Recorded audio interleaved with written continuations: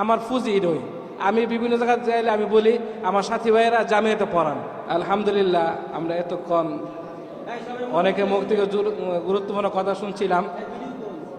আমরা জানি আমাদের সাথী ভাই জামি ইউনিভার্সিটিতে আছেন, এটা আমাদের গর্বের বিষয়। কি কম ব্যক্তিগতভাবে আমার বক্তৃতা আমি দিয়ে রেখেছি, ব্যক্তিগতভাবে আমার ফুজি রই আমি বিভিন্ন জায়গায় যাইলে আমি বলি আমার সাথী ভাইয়েরা জামিয়াতে পড়ান, এটা সবচেয়ে বড় আমার।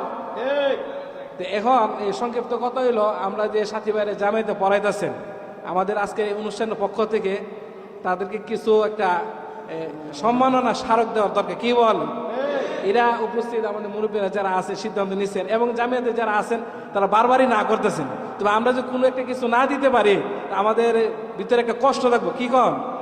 এজন্য আমরা একটা স্মারক একটা করছি, সম্মাননা করছি। এরা সংক্ষিপ্ত ইনশাল্লাহ মৌলানা মুহিউদ্দিন আমরা কিভাবে দিতেছি এরা বলবেন, কারে দিতেছি। আরেকটা কথা হইল, যেহেতু সবাই সম্মাননা স্মারক হওয়ার যোগ্য, তা আমরা এখানে আরেকটা সিদ্ধান্ত হয়েছে, এবার শোনেন আমাদের মধ্যে যারা হাদিস পড়ান তাদেরকে একটা সম্মাননা স্মারক দেওয়া হবে। কি বলেন? ইনশাল্লাহ হ্যাঁ, আমরা সবাই যারা আছি সবাই সম্মাননা স্মারক হওয়ার যোগ্য, এই জন্য সবাইকে দেওয়া সম্ভব না।